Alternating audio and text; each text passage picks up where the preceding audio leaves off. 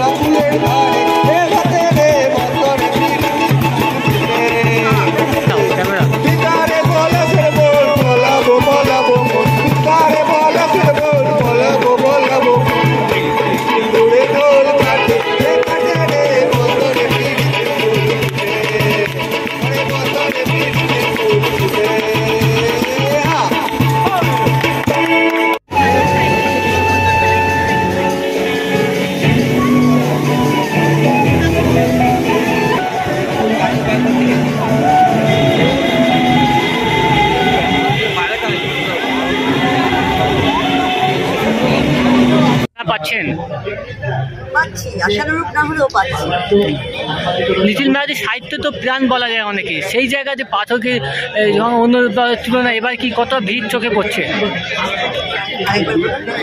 সাহিত্য তো লিটিল ম্যাগাজিনের সাহিত্য প্রাণ বলে, সেই জায়গায় পাঠক বা দর্শক তারা কোনো মন কেড়েছে নতুন, বিশেষ করে জেনারেশনদের।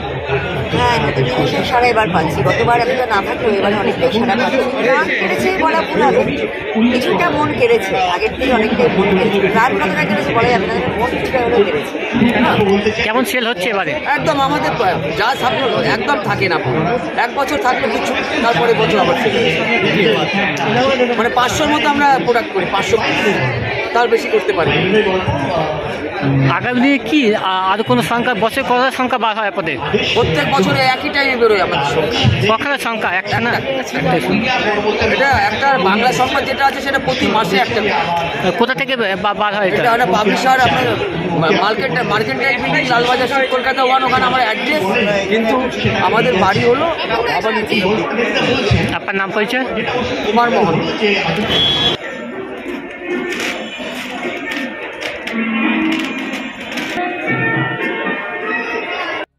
আচ্ছা, কোথায় কবিতা পাঠ করলেন আপনি? কোথায় কবিতা পাঠ কোথায় করলেন? পশ্চিমবঙ্গ বাংলা একাডেমির সভাপতি। এই সাহিত্য উৎসব বা লিটিল ম্যাগাজিন মেলা থেকে আপনার কবি সাহিত্যদের কতটা উদ্দীপিত করে মনে করছেন? এটাই আমাদের উৎসব,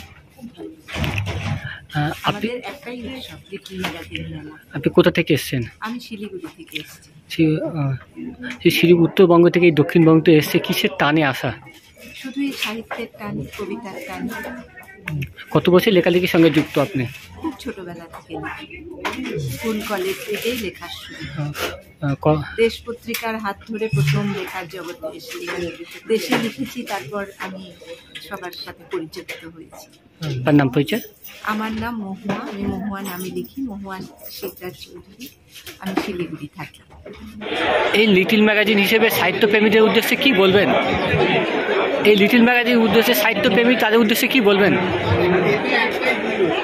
লিটিল ম্যাগাজিনের এত স্টল, যারা লিটিল ম্যাগাজিনে লেখালেখি করেন, লিটিল ম্যাগাজিনকে সাহিত্যের মূল ধারা বলে মনে করেন, তাদের জন্য এটা একটা অত্যন্ত ভালো ব্যবস্থা।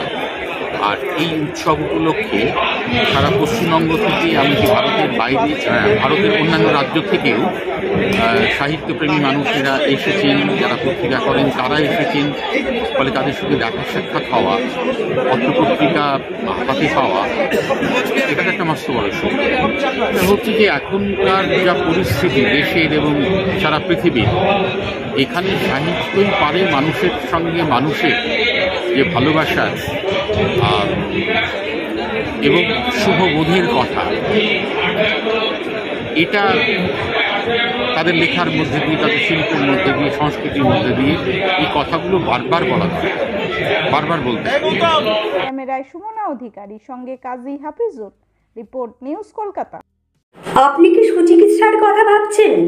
আজই চলে আসুন Shirsha general and eye care hospital. 40 বছর মানুষের সেবায় নিয়োজিত সুচিকিৎসার বিশ্বস্ত প্রতিষ্ঠান। কলকাতার অভিজ্ঞ ডাক্তার দ্বারা অপারেশন ও চিকিৎসা করা হয়। কাঠালিয়া, ভাঙড়, কাশীপুর, দক্ষিণ 24 পরগনা। যোগাযোগ 7407337744, 7407441234।